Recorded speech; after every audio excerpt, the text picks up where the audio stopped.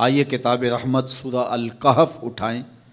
اللہ تعالیٰ نے ایک واقعہ بیان کیا ہے حضرت موسیٰ اور حضرت خضر علیہ السلام کا، کہ حضرت موسیٰ علیہ السلام عزم مصمم کر کے جب چلے تو اللہ فرماتا ہے کہ ہم نے حضرت موسیٰ علیہ السلام کو جس بندے کی نشانی بتائی تھی وہ بندہ ان کو وہاں مل گیا۔ سفید چادر اوڑے حضرت خضر علیہ السلام وہاں لیٹے ہوئے تھے، تو یہ جا کے ان کے پاس کھڑے ہو گئے کہ حضرت میں آپ کی خدمت میں اس لیے آیا ہوں کہ اللہ نے آپ کو جو خصوصی علم عطا کیے ہیں میں ان کو سیکھنے کی غرض سے آپ کی چوکھٹ پہ آیا ہوں۔ کہا تم میرے ساتھ صبر نہیں کر پاؤ گے، معاملے مشکل ہیں، سفر دشوار ہے، منزل کٹھن ہے، اور میرے معاملات ایسے ہیں کہ تم اعتراض کرو گے، اس کے بغیر تم رہ نہیں سکتے۔ حضرت موسیٰ علیہ السلام نے کہا اگر اللہ نے چاہا تو آپ دیکھیں گے میں صبر کروں گا، اور آپ کے کسی حکم کی کسی کام کی میں نافرمانی نہیں کروں گا، کسی کام کا انکار نہیں کروں گا۔ کہا کہ اچھا شرط یہ ہے کہ جو میں کروں اس پر تم اعتراض نہیں کرو گے، سوال نہیں کرو گے، یہاں تک کہ میں خود ہی نہ بتاؤں۔ تو کہا کہ یہ شرط ٹھہری، میں کوئی بات نہیں کروں گا۔ فانطلقا، دونوں چل پڑے، دریا کے پار جانا تھا۔ جو کشتی کا مالک تھا، کشتی بان تھا، وہ حضرت خضر علیہ السلام کو جانتا تھا، تو اس نے کرایہ بھی نہیں لیا، لیکن جب کشتی پر سوار ہوئے تو عصا مار کے حضرت خضر علیہ السلام نے کشتی کا ایک پھٹا توڑ دیا۔ تو بے ساختہ حضرت موسیٰ علیہ السلام نے کہا آپ نے پھٹا توڑ دیا، یہ سارے ڈوب جائے؟ کہا میں نے کہا تھا نا تم میرے کاموں پہ صبر نہیں کر پاؤ گے۔ تو حضرت موسیٰ کو یاد آیا، کہا میں بھول گیا تھا، اس پر مواخذہ نہ کیجیے۔ پھر دونوں چل پڑے، بچے کھیل رہے تھے، ایک خوبصورت لڑکا وہ بھی بچوں میں کھیل رہا تھا۔ حضرت خضر آگے بڑھے اور اس کی گردن مروڑ دی، اس کو قتل کر دیا۔ صاحب شریعت تھے حضرت موسیٰ علیہ السلام، نہ رہ سکے، پھر بول پڑے ایک جان کو بغیر کسی جان کے بدلے میں قتل کر دیا، اس نے گوایا کیا تھا ہمارا؟ آپ نے بہت ہی جو ہے وہ غلط کام کیا، یہ کام اچھا نہیں کیا آپ نے۔ کہا میں نے کہا نہیں تھا کہ تم میرے ساتھ صبر نہیں کر پاؤ گے۔ کہا ایک موقع اور دے دیجئے، اب اگر میں نے کوئی اعتراض اٹھایا تو پھر دوبارہ مجھے آپ اپنی صحبت میں نہ رکھیے، عذر تمام ہو جائے گا۔ پھر دونوں چل پڑے، یہاں تک کہ ایک بستی میں دونوں آئے تو آپ نے بستی والوں سے کہا کہ ہم مہمان ہیں، آپ ہماری مہمان نوازی کیجیے، کھانا کھلائیے۔ تو انہوں نے انکار کر دیا، کہا کہ ہم تو آپ کو بلایا نہیں ہے، آپ خود آئے ہیں، آپ اپنے کھانے کا خود انتظام کیجیے۔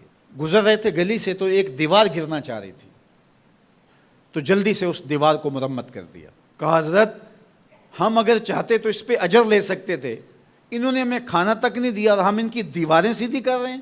کہا اب تمہاری میری جدائی ہو گئی، تم نے یہ بھی اعتراض کر دیا۔ تو انہیں یاد آیا کہ وہ یہ بھی اعتراض ہو گیا۔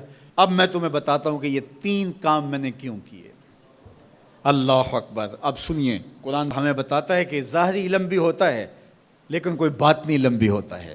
کہا وہ پہلی بات کشتی والی سنو، یہ 2 مسکین بچوں کی کشتی تھی، ان کے گھر کا چولہا اس کی کمائی سے جلتا تھا۔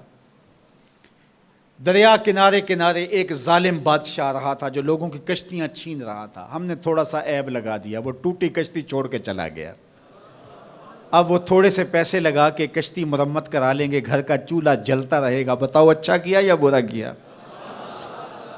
کہا رہی بات اس بچے کی جس کو ہم نے قتل کیا، اس کے ماں باپ مومن تھے، نیک تھے، صالح تھے، بچے نے بڑا ہو کے بہت برا ہونا تھا، ہم نے اس کو قتل کر دیا، اللہ اس کے بدلے ان کو بہتر اولاد دے گا۔ علماء تفسیر نے لکھا ہے اس بچے کے بدلے میں اللہ نے ان والدین کو ایک بیٹی عطا کی جس کی نسل سے 70 نبی پیدا ہوئے۔ دیوار کی کہانی بھی سن لیجئے، یہ شہر کے 2 یتیم بچوں کی دیوار تھی اور اس کے نیچے ان کا خزانہ تھا، اور ان کا باپ بڑا نیک تھا۔ خزانہ دیوار کے نیچے ہے، دیوار گرنا چاہ رہی ہے، کسی معمولی دھکے سے گر جاتی۔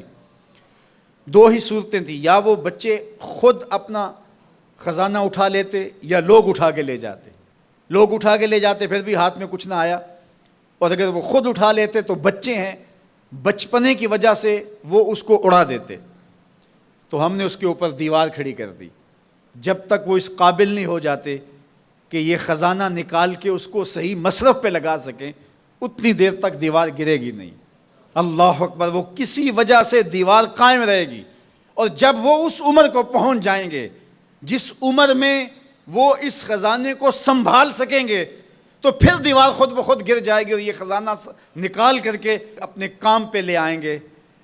میں جب پہلی مرتبہ اس کو جو ہے وہ غور کے ساتھ تلاوت کیا تو مجھے یہ لگا کہ اس کا انطباق پاکستان کے حالات پہ بھی ہو سکتا ہے، اس لیے کہ یہ بھی یتیموں کا سرمایہ ہے۔ کتنے یتیم روتے بلکتے رہ گئے اور ان کے سر سے جو ہے وہ سائے اٹھ گئے اس وطن کے لیے، لیکن میرے مالک نے اس ملک کے خزانوں پر گہرے پہاڑ اور بڑی بڑی دیواریں کھڑی کر دی ہیں۔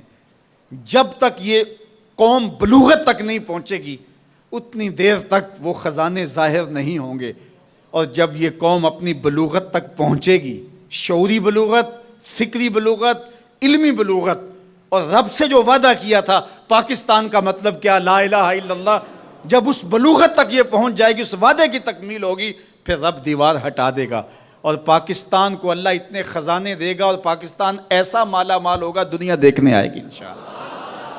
اس لیے رب نے دیواریں بنا کے رکھی۔ تمہارا باپ معین الدین چشتی بڑا نیک تھا، تمہارا باپ داتا گنج بخش علی حجویری بڑا نیک تھا، تمہارا باپ حضرت مجدد الف ثانی بڑا نیک تھا، ان کی وجہ سے میں دیواریں کھڑی کر رہا ہوں اور مضبوط حصار لگا رہا ہوں تمہارے خزانوں پر، اور وہ وقت آئے گا جب تم بلوغت کی عمر کو پہنچو گے، دیواریں ہٹ جائے گی اور تمہارا وطن زمانے پہ مہکتے پھول کی طرح اور چمکتے ستاروں کی طرح اور روشن آفتاب کی طرح چمکتا اور مہکتا دکھائی دے گا، اور زمانہ پاکستان دیکھنے آئے گا، پاکستان دنیا کی قیادت کرے گا انشاءاللہ۔